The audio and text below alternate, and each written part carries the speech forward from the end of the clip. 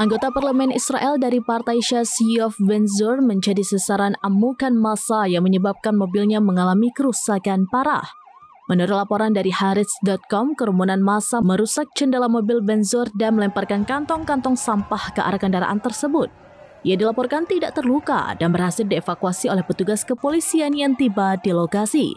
Seperti dikutip dari The Jerusalem Post pada 16 November 2025, Shesh menegaskan bahwa tindakan kekerasan semacam itu yang dianggap sebagai penghujatan terhadap nama Tuhan sama sekali tidak sesuai dengan ajaran Taurat dan tidak memiliki komunitas yang taat pada agama.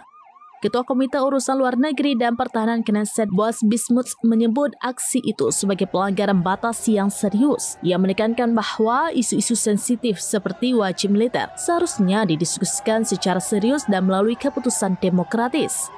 Sementara itu, anggota parlemen Israel lainnya, Avigdor Lieberman, melalui cuitannya di X menyerukan nol toleransi bagi para pelanggar hukum, termasuk mereka yang menghindari wajib militer.